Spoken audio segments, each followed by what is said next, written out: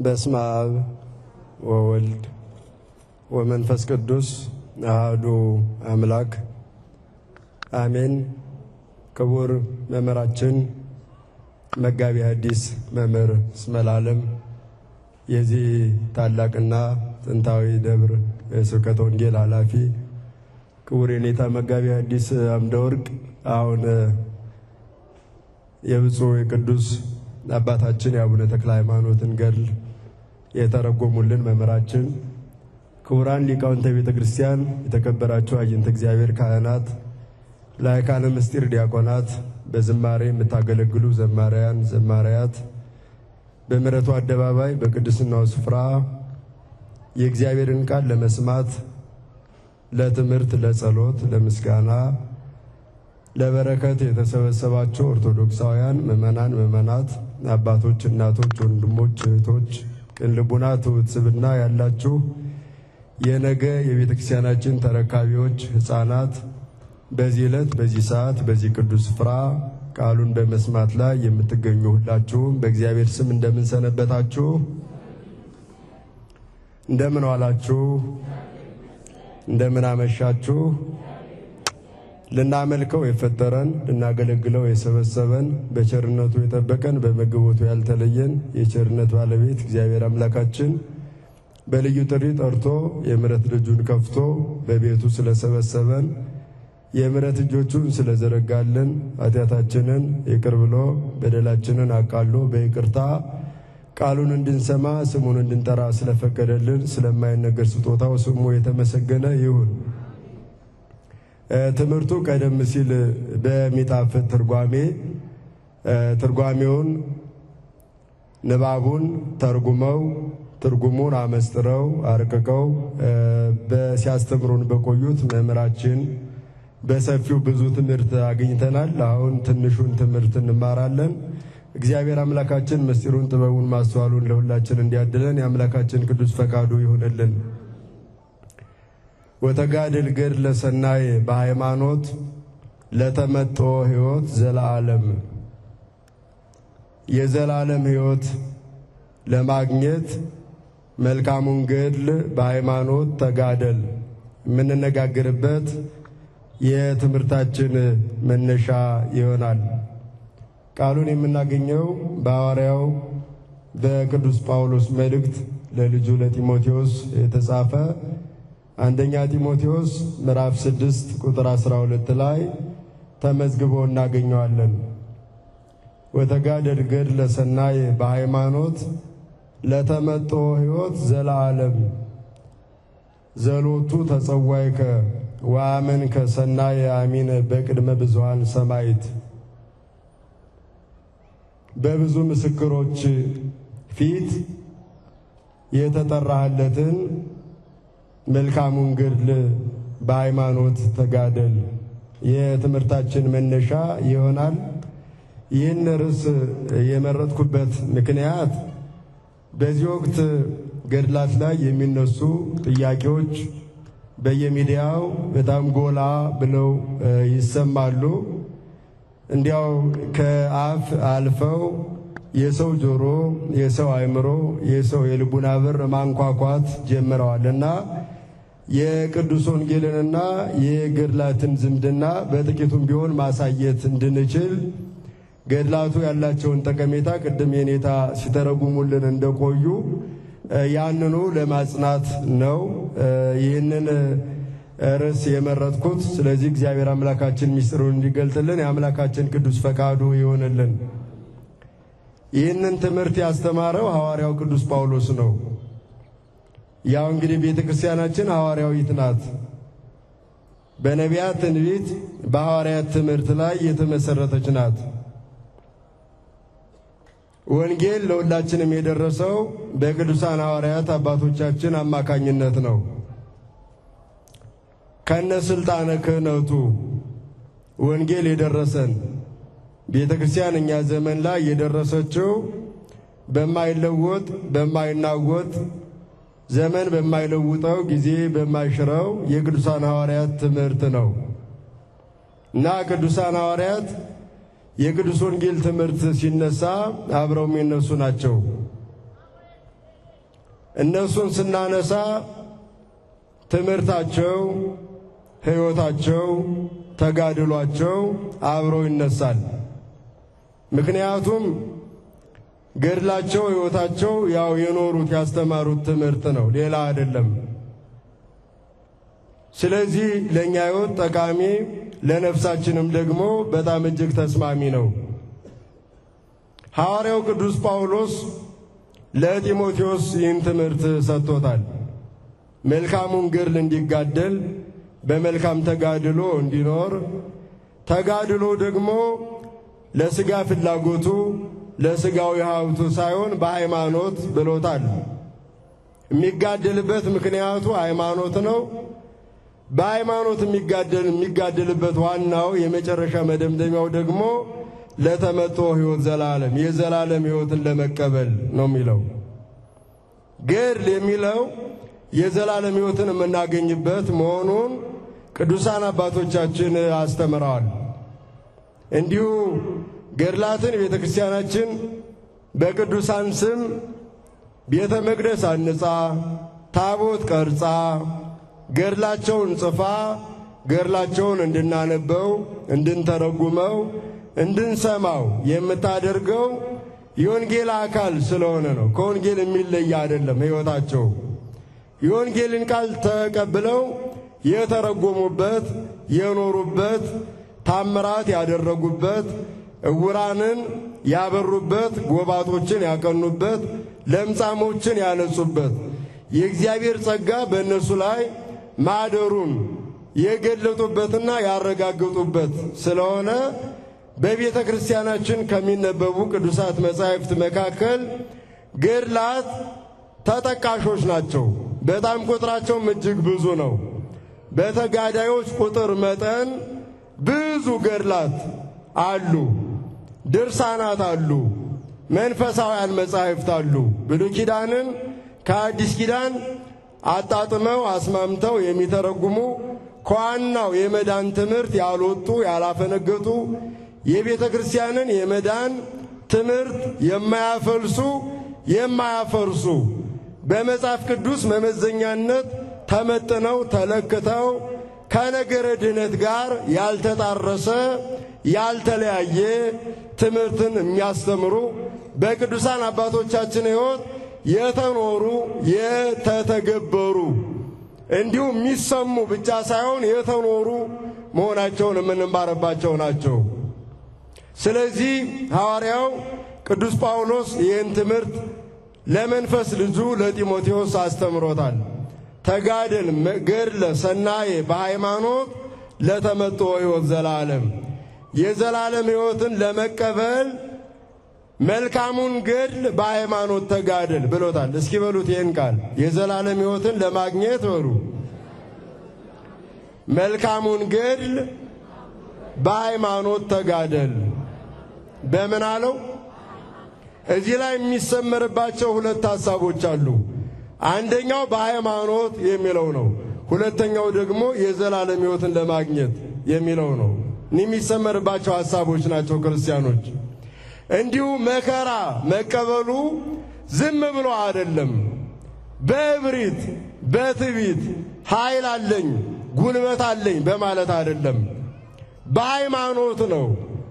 በሃይማኖት አንድነቱን ሦስትነቱን በማመን በመታመን ከሦስቱ አካላት አንዱ አካል አካላዊ ቃል ከሰማይ መውረዱን ከድንግል መወለዱን አምኖ በመቀበል በከብቶች በረት መጣሉን በጨርቅ መጠቅለሉን መሰደዱን መከራ መቀበሉን በመስቀሉ ባፈሰሰው ደሙ በቆረሰው ሥጋው የዘላለም ሕይወትን ለሰው ልጆች መስጠቱን መሰቀሉን መሞቱን ሞትን ድል አድርጎ መቃብር የሚከፍትለት መግነዝ የሚፈታለት ሳይሻ መነሳቱን ወደ ሰማይ ማረጉን ዳግም ለፍርድ መምጣቱን በማመን በእምነት የሚፈጸም ነው ገድል የሚባለው። ይሄ መልካም ገድል ይባላል። ምን አይነት ገድል አልኳችሁ?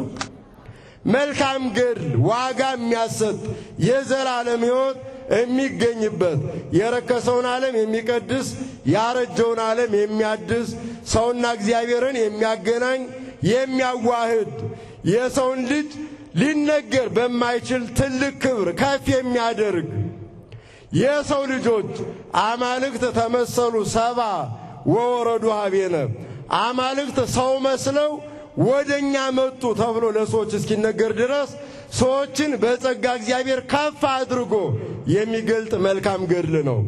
ይህ ሃይማኖትን መሰረት ያደርጋል፣ የዘላለም ሕይወትን ደግሞ ያስገኛል። አባቶቻችን ቅዱሳን አሁን ገድላቸውን ስንሰማው የነበሩት እና አቡነ ተክለ ሃይማኖት እንዲሁም በነደደ እሳት ያለፉ አንገታቸውን ለሰይፍ የሰጡ ሰማዕታት በነደደ እሳት ውስጥ ተጥለው ለተራቡ አናብስት ተወርውረው የተቀበሉት ተጋድሎ መሰረቱ ሃይማኖት ነው። ምንድነው አልኳችሁ? መሰረቱ ሃይማኖት ነው። ሃይማኖት ማለት ደግሞ ሰዎች ሰብሰብ ብለው ተስማምተው በእጅ ብልጫ በሰው ምርጫ የወሰኑት አይደለም። ማን የገለጠው ነው? እግዚአብሔር ለወዳጆቹ የገለጠው ወዳጆቹን የጠራበት ወደሱ ያቀረበበት የሰበሰበበት ዓለምን ወደኔ ኑ ብሎ የጠራበት የምህረቱን የቸርነቱን የይቅርታውን በር ከፍቶ የዓለምን ኃጢአት ይቅር ያለበት ለሰው ልጆች በእግዚአብሔር መገለጥ የተሰጠ ስጦታ ነው ሃይማኖት ማለት ክርስቲያኖች።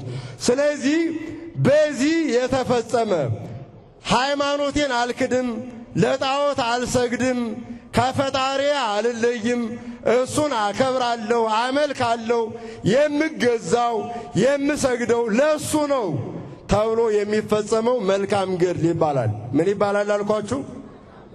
ያንን መፈጸም እንዲችል ነው ሐዋርያው ቅዱስ ጳውሎስ ልጁ ጢሞቴዎስን እየመከረው ያለ።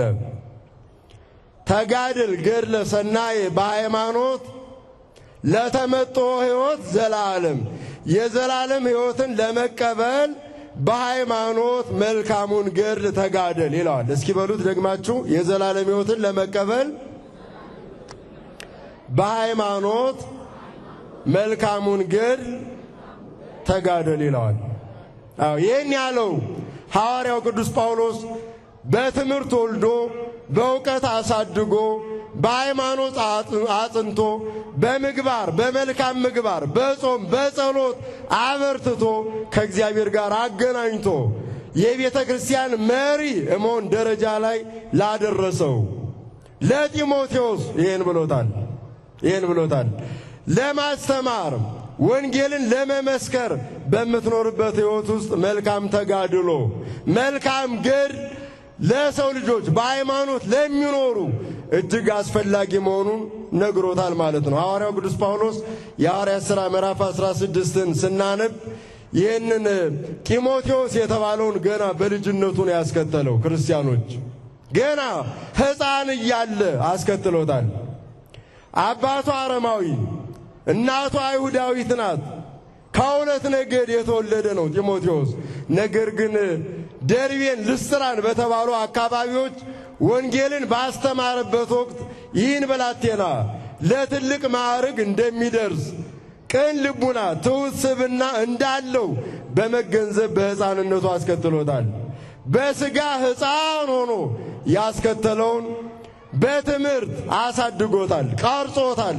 ለከፍተኛው የቤተ ክርስቲያን ማዕረግ ለኤጲስቆጶስነት ማዕረግ እንዲደርስ ካደረገው በኋላ መልእክት ጽፎለታል። በቃ እሱ አሁን አድጓል፣ በእውቀት በልጽጓል፣ ከፍ ብሏል ብሎ ዝም አላለውም። ትምህርት የሚያስፈልገው እታች ላለው ብቻ አይደለም፣ ለሁሉም ነው ክርስቲያኖች። ምክንያቱም ምግብ የሚያስፈልገው ከ40 ዓመት በታች ላለ ሰው ብቻ ነው እንዴ? ነው ወይ? በሥጋ ሰው የሆነ ሁሉ ምን ያስፈልገዋል? ምግበ ሥጋ ያሻዋል። ሕፃን ይሁን እያደገ ያለ ይሁን ጎልማሳ ይሁን የጉልምስና ዘመንን ያለፈ በእርግና በሽምግልና ላይ ያለም ይሁን ምን ያስፈልገዋል? ምግብ ያስፈልገዋል። እንደዚህ ሁሉ በእውቀት ሕፃን ለሆነ በእውቀት ላደገ በእውቀት ከፍተኛ ደረጃ ላይ ለደረሰ በሃይማኖት ለጸና በምግባር ለቀና በመልካም መንገድ ለሚኖርም እንኳ ምን ያስፈልጋል? የነፍስ ምግብ ትምህርት ያስፈልገዋል። ክርስቲያኖች ትምህርት በቃ አውቄያለሁ ጨርሻለሁ ብለን የምንተውና ማብቂያ ያለው ተምረን ተመርቀናል ብለን የምንጨርሰው ነገር አይደለም። እንደ ምግብ ዕለት ዕለት የሚያስፈልገን ነው ክርስቲያኖች። ስለዚህ ላደገው በእውቀት ለበለጸገው ከፍተኛው ማዕረግ ላይ ለደረሰው ልጁ መልእክት ልኮለታል። ትምህርት የሚሆን መልእክት ነው። በዚያ መልእክት ውስጥ ነው ወተጋደል ገድለ ሰናየ በሃይማኖት ለተመጥኦ ሕይወት ዘላለም፣ የዘላለም ሕይወትን ለመቀበል ለማግኘት መልካሙን ገድል በሃይማኖት ተጋደል ይለዋል። በምን ተጋደል አለው? ለሃይማኖት በሃይማኖት መልካሙን ገድል ተጋደል። ምንን ለመቀበል? የዘላለም ሕይወትን ለማግኘት ነው የሚለን። አያችሁ፣ የዘላለም ሕይወትን ለማግኘት ለሰው ልጆች ከተሰጡ ሶስት ሊያደርጓቸው፣ ሊፈጽሟቸው፣ ሊኖሯቸው በተለይም የእግዚአብሔር ተከታይ ነኝ የክርስቶስ ልጅ ነኝ ለምንል ለሁላችን የሚያስፈልገው መልካም ገድል ነው። ክርስቲያኖች የምናነበው አባቶቻችን የኖሩት እኔታ የተረጎሙት ገድል የተኖረ ነው። ይህን መመሪያ አድርጎ ሐዋርያት ያስተማሩትን ያዘዙትን የተናገሩትን መሰረት በማድረግ ያንን በተግባር የተረጎመ የፈጸመውን ነው አሁን የኔታ ሲተረጉሙልን የነበረው። መምህሮቻችንን አምላካችን ይጠብቅልን። መልካሙን ገድል በሃይማኖት ተጋደል የዘላለም ሕይወትን ለመቀበል ነው ያለው። የምትጋደለው ዝም ብሎ አይደለም፣ የዘላለም ሕይወት ለማግኘት ነው። ወንጌልን የምንማረው ስለምንድን ነው? ለምንድን ነው የምንማረው? የዘላለም ሕይወት ለማግኘት ነው፣ ለሌላ አይደለም። ስጋው ወደ ደሙ ደርሰን ስጋውን በልተን ደሙን ጠጥተን የዘላለም ሕይወት ባለቤቶች ለመሆን ቃሉን እንሰማለን። ቃሉ የሕይወት ምግብ ነው፣ የነፍስ ምግብ ነው፣ የአእምሮ ቀለብ ነው።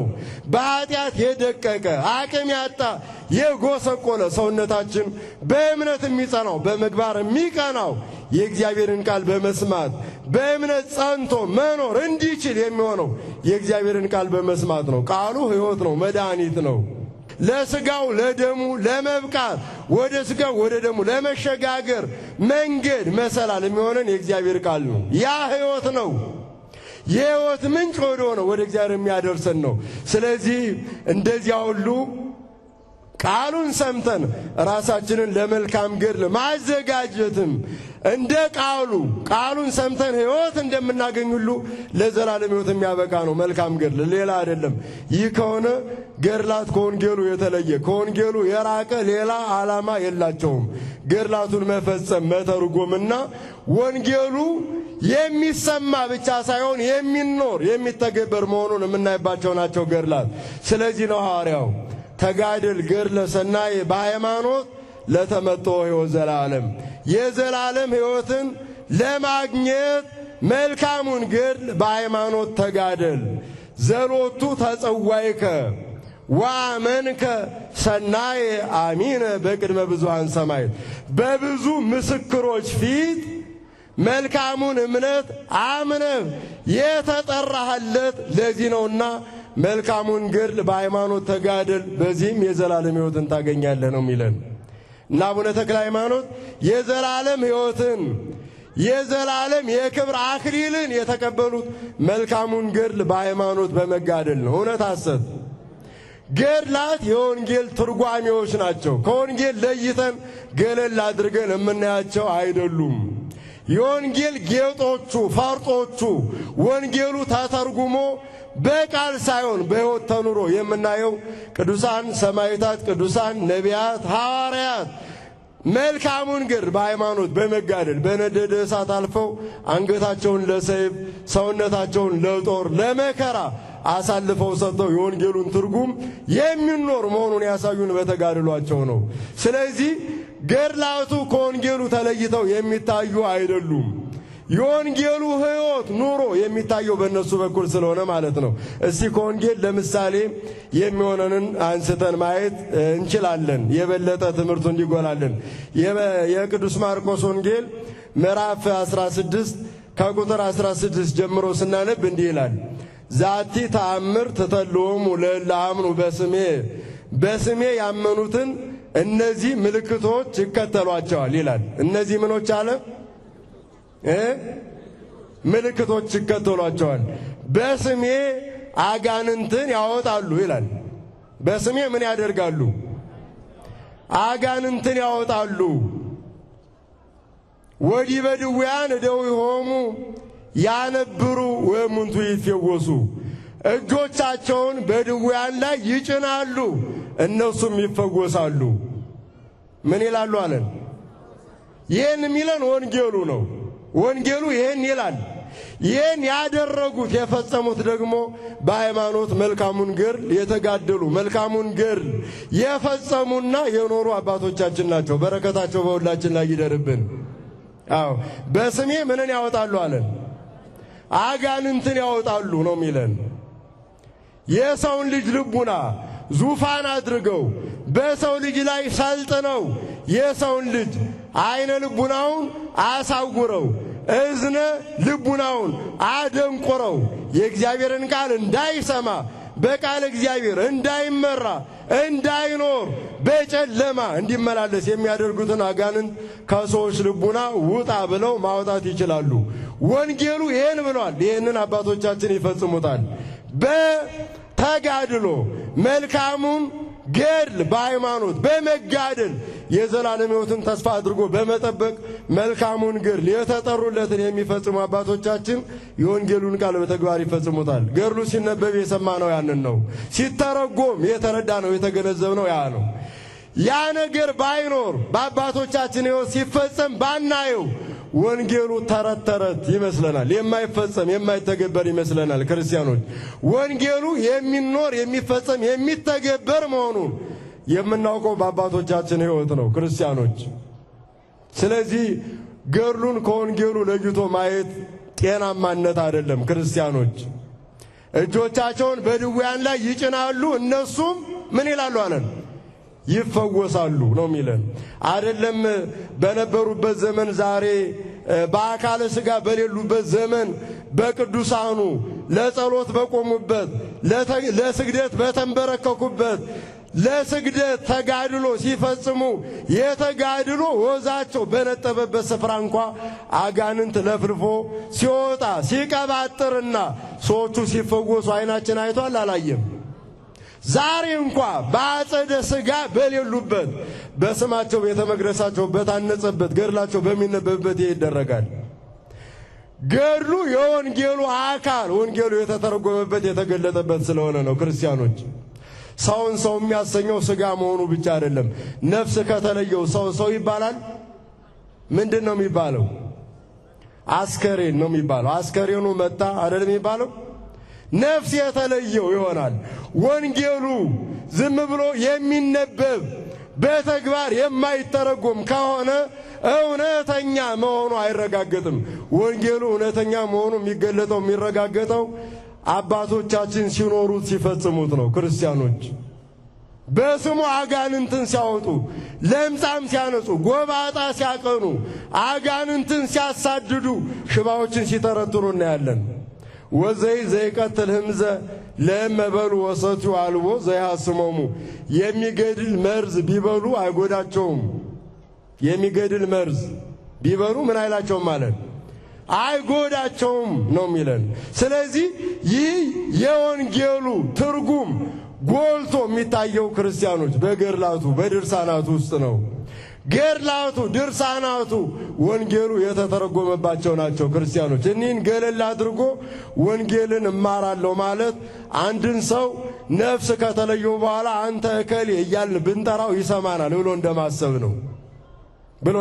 ነው አይሆንም ማለት ነው። ስለዚህ ገድላቱ ለኛ ሕይወት ወንጌሉን የበለጠ የሚያቀርቡት የሚገልጡት የሚያብራሩት የሚተረጉሙልን ናቸው። ለዚያ ነው አሁን ቅድም የኔታ ገድሉን ሲተረጉሙት በደንብ ከወንጌሉ ጋር ያለውን ዝምድና እያየ ነው የነበረው። ስለዚህ ነው ሐዋርያው ተጋደል ገድለ ሰናዬ በሃይማኖት ለተመጡ ሕይወት ዘላለም የዘላለም ሕይወትን ለማግኘት መልካሙን ገድል በሃይማኖት ተጋደል አለው። ምኑን አድርጋለው? መልካሙን ገድል። ቅዱሳት መጻሕፍት የቅዱሳን የሐዋርያት ትምህርት ቅዱስ ወንጌል ራሱ ያዘናል። ጌታችን ራሱ አስተምሯል። ምንድነው የሚለን? ጌታችን ሲያስተምር ዘይጾረ መስቀለ ሞቴ ይደሉ ሊተ ወይክ ሊጸመደኒ የሞቱን መስቀል ተሸክሞ የማይከተለኝ የኔ ሊሆን አይችልም ደቀ መዝሙሬም ሊሆን አይቻለውም ነው የሚለን። መስቀሉ እኮ ነው ገድል የሚባለው ክርስቲያኖች። ቀራንዮ ላይ ተሸክሞት ደፋ ቀና ሲል የታየው ስጋውን የቆረሰበት ደሙን ያፈሰሰበት ሰማዕታት የሚሸከሙት ክርስቶስን የሚከተሉበት ጻድቃን ጤዛ ልሰው ዳዋ ጥሰው በምድረ በዳ ውስጥ ከሀገር ምድረ በዳ ከዘመድ ባዳ ይሻለናል ብለው ከሰው ተለይተው ተሸክመው የኖሩት እኮ ጌታችን በቅዱስ ወንጌል ያዘዘው ነው። ይህንን ሲኖሩ ወንጌሉን እየተረጎሙት እንደሆነ ከዘነጋ ነው ከረሳ ነው ክርስቲያኖች ወንጌል ሕይወት የሌለው ይሆናል። ወንጌሉንማ በየፌርማታው ያሉት እኮ ተሸክመውታል።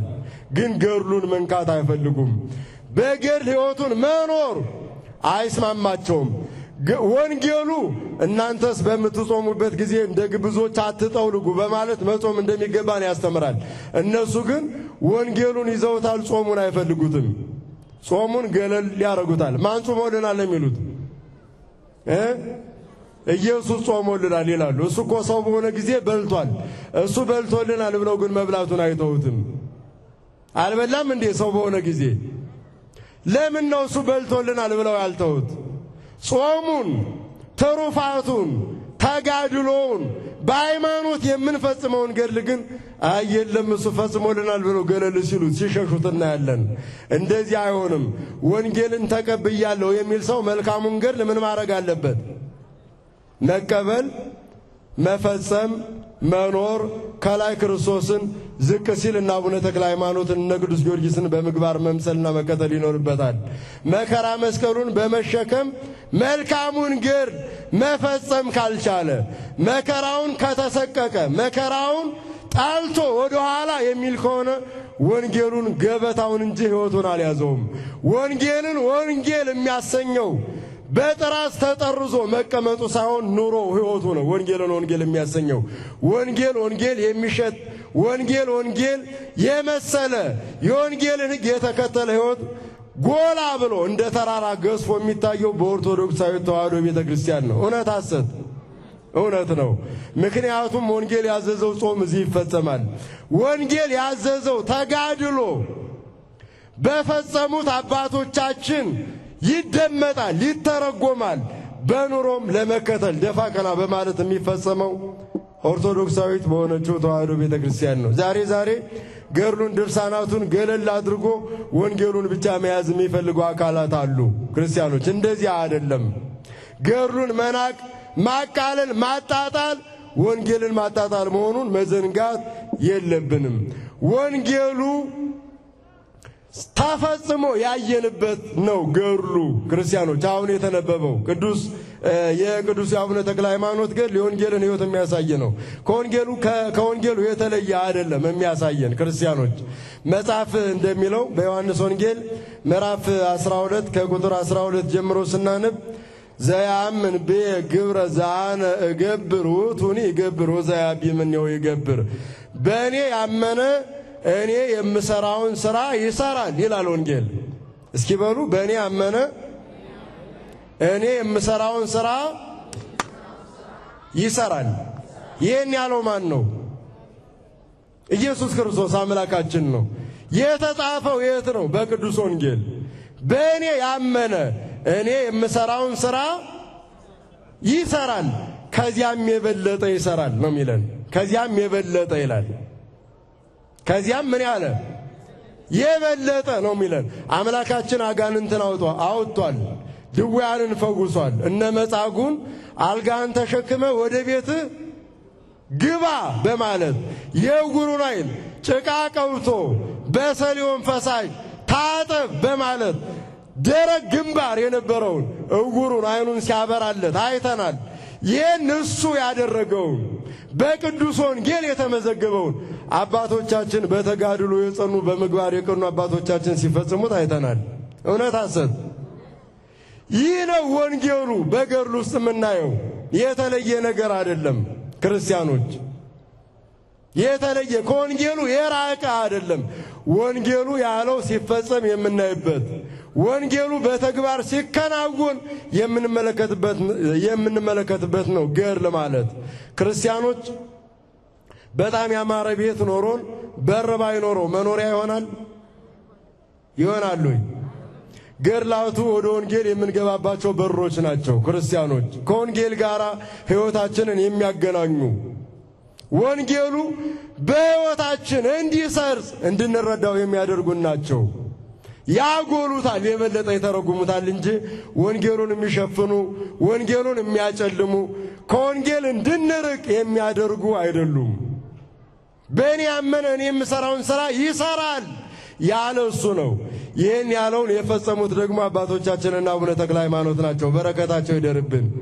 ገድሉ ያ በወንጌሉ የተጻፈው ሲተገበር በአባቶቻችን ሕይወት የምናይበት ነው ማለት ነው። ለዚያ ነው ሐዋርያው ተጋድል ገድለ ሰናይ በሃይማኖት ለተመጥኦ ሕይወት ዘላለም፣ የዘላለም ሕይወትን ለማግኘት መልካሙን ገድል በሃይማኖት ተጋደል አለው። ያን ያደረገው ደቀ መዝሙሩ ጢሞቴዎስ መምህሩ ያስተማረውን የነገረውን ነገር ነው። እሱ ራሱ ሐዋርያው ቅዱስ ጳውሎስ በዚሁ ለጢሞቴዎስ በጻፈው በሁለተኛው መልእክት ምዕራፍ 4 ቁጥር 8 ላይ እንዲህ በማለት አስተምሯል። ሃይማኖቴን ያቀብኩ ሃይማኖቴን ጠብቄያለሁ ይላል። ምንን ጠብቄያለሁ አለ? ሃይማኖቴን ጠብቄያለሁ። ሰናየ ገድለ ተጋደልኩ መልካሙን ገድል ተጋድያለሁ። ሃይማኖቴን ጠብቄያለሁ አለ። ሌላስ ምን አድርጌያለሁ ነው ያለ? መልካሙን ገድል ተጋድያለሁ። በድሬን ይፈጸምኩ ሩጫዬን ጨርሻለሁ።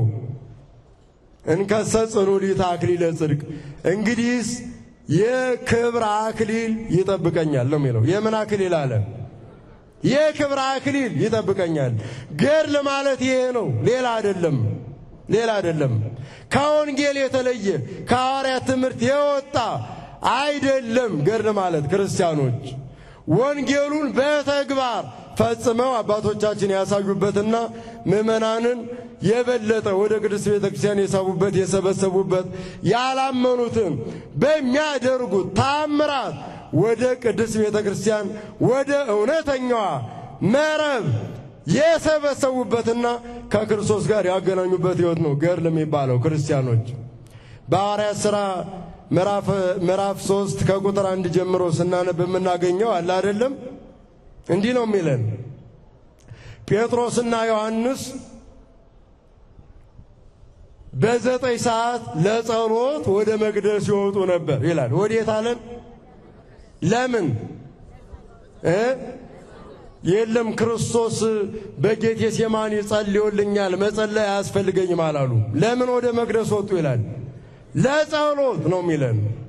ክርስትናችን የዕለት ተዕለት ሕይወትን የሚፈልግ የሚኖር እንጂ አንዴ ተፈጽሞልኛል ብለን ዝም ብለን እንደ ታሪክ የምንተርከው አይደለም፣ የምንኖረው ነው። ለጸሎት ወደ መቅደስ ይወጡ ነበር ይለናል። ወደ መቅደስ ለጸሎት ሲወጡ በቤተ መቅደሱ በር ላይ የቆመ ማን የተቀመጠ የሳንቲም ድቃቂ የጨርቅ ላቂ እየለመነ ዘመኑ በቤተ መቅደስ በር ላይ ያለፈ ሽባ ነበር ነው የሚለው። 40 ዘመን የሆነው ነው። ስንት ዓመት አልኳችሁ? ስንት ዓመት? 40 ዘመን የሆነው ነው። እና እነሱ በፊቱ ሲያልፉ እንደሌላው ሰው ምጽዋት ጠየቃቸው ነው የሚለን።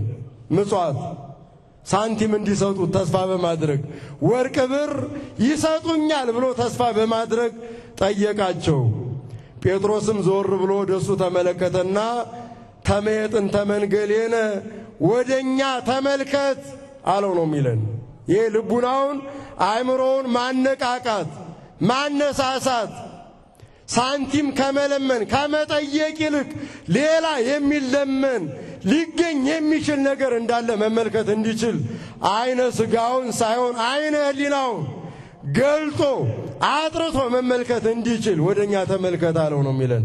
ያን ካለው በኋላ ወርቅ ሰው ወብሩር አልብየ፣ ወርቅና ብር የለኝም፣ ነገር ግን በናዝሬቱ በኢየሱስ ክርስቶስ ስም ተነስና ተመላለስ አለው ይላል። ተነስና ምን በላለው? በማን ስም? በናዝሬቱ በኢየሱስ ክርስቶስ ስም ተነስና ተመላለስ አለው ነው የሚለን። 40 ዘመን ሽባ የነበረው ሰው ብድግ ብሎ ከነሱ ጋር በደስታ እየዘለለ ወደ መቅደስ ገባ ነው የሚለን። ይህ በቅዱሳን ሐዋርያት የትምህርት መጽሐፍ ውስጥ የሰፈረ ነው። የሐዋርያት ሥራ ማለት የሐዋርያትን ተጋድሎ በማስተማር ሕይወታቸው ውስጥ የደረሰባቸውን ጸዋቶ መከራ ያደረጉትን ድንቅ ታምራት የሰበሰበና የዘገበ መጽሐፍ ነው። የዘለለ ወደ መቅደስ ገባ፣ ፈጣሪውንም ማመስገን ጀመረ ነው የሚለን። በማን ስም ነው የፈወሱት? ገድል ማለት የእግዚአብሔር ተከታዮች በክርስቶስ ስም ያደረጉትን ድንቅ ተአምር የሚነግረን ወንጌል በእነሱ ሕይወት ሲፈጸም የሚያሳየን እንጂ ልቦለድ ተረት ተረት አይደለም። ገድል ማለት ክርስቲያኖች የተፈጸመ አባቶቻችን የኖሩትን ሕይወት የምንማርበት ነው። ስለዚህ ነው ተጋድል ገድለ ሰናየ በሃይማኖት ለተመጥኦ ሕይወት ዘላለም። መልካሙን ገድል በሃይማኖት ተጋደል የዘላለም ሕይወትን ለማግኘት ነው የሚለን። ምንን ለማግኘት? የዘላለም ገድል የሌለው ወንጌል ጉድለት አለው። ክርስቲያኖች ጉድለት አለው። አልተፈጸመም፣ አልተኖረም፣ አልተተገበረም ማለት ነው። የተኖረው የተፈጸመው እውነተኛ ወንጌል ምን አለው? ገድል አለው። ገድል አለው። መከራ አለው። ስመ በብዙ ጻማ ሀሎነ ንባ ለመንግሥተ እግዚአብሔር፣ በብዙ ጭንቅና መከራ ወደ እግዚአብሔር መንግሥት እንገባ ዘንድ አለን። መጽሐፍ ሚለን ይህንም የሐዋርያት ሥራ ምዕራፍ 20 ከቁጥር 21 ጀምሮ የተመዘገበው ይሄ በብዙ ጭንቅና መከራ ወደ እግዚአብሔር መንግሥት እንገባ ዘንድ አለን። ያለ መከራ ያለ ገድል አይደለም መንግሥተ ሰማያትን የምናገኘው። በገድል ነው፣ በመልካም ገድል ነው፣ በሃይማኖት በሚፈጸም ገድል ውስጥ ነው የዘላለም ሕይወት መንግሥተ ሰማያት የሚገኘው ክርስቲያኖች። ስለዚህ አባቶቻችን በዚያ መስመር ያለፉ ለቅድስና የበቁ ቅድስናቸው ከራሳቸው ተርፎ ለሌላ የሚናኙት የአካላቸው ጥላ ድዊ የሚፈውስ እውር የሚያበራ ጎባጣ የሚያቀናላቸው አባቶቻችን ናቸው። በረከታቸው ይደርብን። ቅዱስ ጴጥሮስ በሚያልፍበት ቦታ ላይ ጥላው ሲያርፍባቸው ድውያን ይፈወሱ ነበር ነው የሚለን። ምኑ ሲያርፍባቸው አልኳችሁ? ጥላው የአካሉ ጥላ እጁ የነካቸው ብቻ አይደለም፣ ጥላው ያረፈባቸው። የቅዱስ ጳውሎስን ቀሚስ የቀሚሱን ዘርፍ የዳሰሱ ምን ይሉ ነበር? ይፈወሱ ነበር ነው የሚለን። ይሄ የተጋድሏቸው ጸጋ ነው። እግዚአብሔር በተጋድሏቸው ከሃሊነቱን ለሚያምኑም ለማያምኑም በመግለጥ የሚያምኑትን የሚያጸናበት የማያምኑትን የሚያሳምንበት የእግዚአብሔር ጸጋ ነው። በተጋድሎ ውስጥ በገድል ውስጥ የሚገለጥ ነው ክርስቲያኖች። እና የቅዱሳኑን ገድላቸውን ስናነብ ወንጌል ተተርጉሞ ተብራርቶ ተመስጥሮ ለአእምሯችን ለሕሊናችን ቀርቦ በተግባር በደንብ ግልጥ ሆኖ የምናይበት ስለሆነ ገድላትን፣ ድርሳናትን፣ መጻሕፍትን ሳንንቅ ሳናቃልል መቀበል መጠቀም ያስፈልጋል። ገድላትን እንደዚህ እንደ ዓለማዊ እንደ ልብ ወለድ ወይም እንደ ሌላ የእውቀት መጽሐፍ አይደለም ቤተ ክርስቲያን የምታያቸው። ማንኛውንም የእውቀት መጽሐፍ አንበን እውቀት እናገኝበታለን። ገድላትን ግን ስናነባቸው እውቀት ብቻ አይደለም ሕይወትን እናገኝባቸዋለን፣ እንስማቸዋለን፣ እንሳለማቸዋለን። ብንተሻሽባቸው ደዌያችን ከሁላችን ይርቃል። መካን የሆኑ ሰዎች ገድላትን የቅዱሳንን ገድል በማዘን ልጅ ታቅፈዋል። እውነት ሐሰት? ይህ የተደረገላቸው ሰዎች አሉ፣ ሐሰት አይደለም። በቅዱሳን አባቶቻችን ገድል የማይደረግ ነገር የለም። ምክንያቱም በእኔ የሚያምን እኔ የምሰራውን ሥራ ይሰራል፣ ከዚያም የበለጠ ይሰራል ብሏል። ይሄ የእኔ ቃል አይደለም። የማን ቃል ነው? ይህ በገድላት ውስጥ ሲፈጸም ማየት ድንቅ አይደለም? የአምላካችን ቃል ስለሆነ ማለት ነው። እንደሚፈጸም ተነግሯል መጀመሪያም።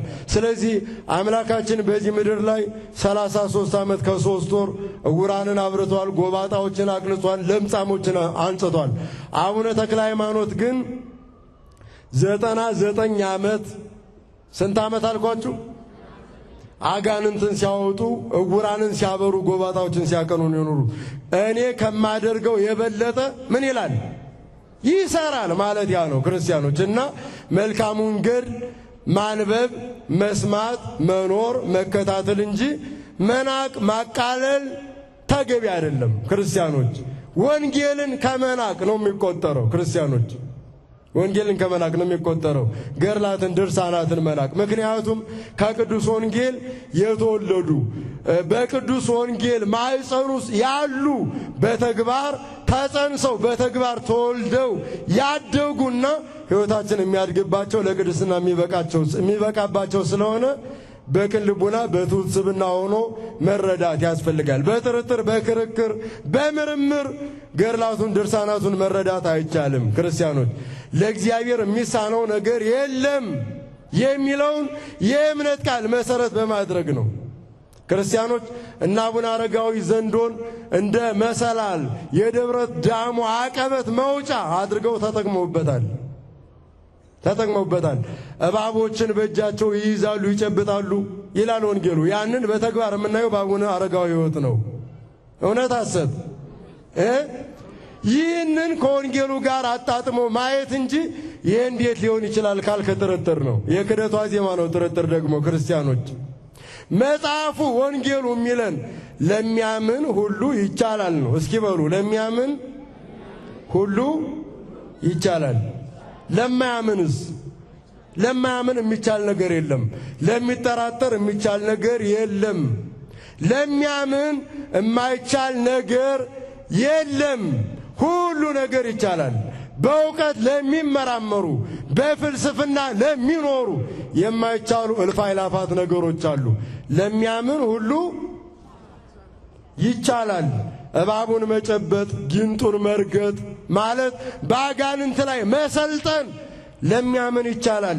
መልካሙን ገድል ለሚጋደል ይቻላል። ለማያምን በእሳት ውስጥ ማለፍ ጭንቅ ነው። ለሚያምን እምነት ላለው ግን በእሳት ውስጥ መመላለስ ቀላል ነው። እሳት ያቃጥላል።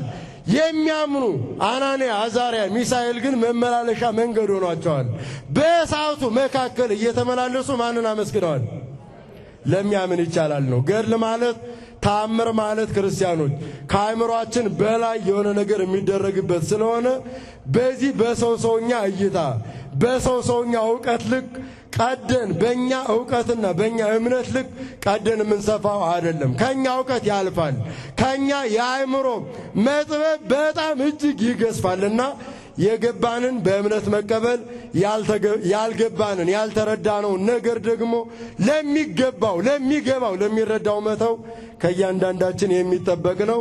የምንችለውን መልካም ገድል እንዳቅማችን ጾሙን፣ ጸሎቱን፣ ስግደቱን፣ ማስቀደሱን፣ ሰዓታት መቆሙን፣ ምጽዋት መስጠቱን ሁሉም መልካም ገድል ስለሆነ ይህንን አባቶቻችንን መስለን ተከትለን መፈጸም እንደየአቅማችን ለሁላችን የተፈቀደ ብቻ ሳይሆን የታዘዘ ስለሆነ ይህንን መኖር አባቶቻችንን የምንመስልበት እነሱን የምናስብበት የምንከብርበት ስለሆነ ይህንን እንድናስብ እግዚአብሔር አምላካችን ቅን ልቡና ትሑት ስብዕና ያድለን። ተከራካሪ አንደበትን ተጠራጣሪ ልቡናን አምላካችን ከሁላችን ያርቅልን። መልካሙን ገድል በሃይማኖት ተጋደል በሉ። መልካሙን ገድል በምን በሃይማኖት ተጋደል። ምንን ለማግኘት? የዘላለም ሕይወትን ለማግኘት። ይህ እንዳንረሳው። ዘሎቱ ተጸዋይከ ለዚህ የተጠራኸው ለዚህ ነው። መልካሙን ገድል ለመጋደል፣ ለመኖር፣ ለመቀበል፣ ለመፈጸም ለዚህን የተጠራኸው። ስለዚህ መልካሙን ገድል በሃይማኖት ተጋደል ነው የሚለን። ኩን መሃይምነ እስከ ሞት ድረስ የታመንክ ሁን። ምን ታገኛለህ? የሕይወትን አክሊል ትቀበላለህ ነው የሚለን። ይህን የሚተረጉሙ የእውን መሆኑን የሚያሳዩ ናቸው ገድላት፣ ድርሳናት፣ የታምራት መጻሕፍት የምንላቸውና እኒህን ከወንጌሉ ጋር አጣጥሞ መቀበል መጠቀም፣ ይልቁንም ከጥርጥር በራቀ መልኩ በፍጹም ትሕትና መቀበል ያስፈልጋል። የማይገባን ነገር ይኖራል። ከአእምሯችን ውሱንነት የተነሳ የማይገባን ነገር ሐሰት ነው ማለት አይደለም። የኛ አእምሮ እዚያ ላይ የመድረስ ጉልበት አጥቷል፣ አቅም አንሶታል ማለት ነው እንጂ የማይገባንን ነገር ሁሉ እኛ ወደሚገባን እናምጣው ማለት ስህተት ነው። ስለዚህ የማይገባንን ነገር እንዲገባን በጸሎት በትርምት በእምነት ጽናት በእምነት መቀበል ስንችል ይገባናል፣ እየቆየ ይረዳናል። አባቶቻችን የኖሩት መሆኑን ግን መጠራጠር የለብንም። በዚህ መልኩ ተቀብለን እንድንጠቀምበት እግዚአብሔር አምላካችን ይርዳን። የእግዚአብሔር ቸርነት የአባቶቻችን ጸሎታቸው ከሁላችን ጋር ይሁን። የእመቤታችን በረከቷ አማላጅነቷ አይለየን። የጻድቁ የአቡነ ተክለ ሃይማኖት ጸሎተ ረድኤታቸው ከሁላችን ጋር ይኑር። ስብሐት ለእግዚአብሔር ወለወላዲቱ ድንግል ወለመስቀሉ ክቡር። ይቆየን። መልካሙን ገድል በሃይማኖት ተጋድል የዘላለም ሕይወትን ለማግኘት ደህና ደሩ። መልካም ሌሊት ይሁንልን።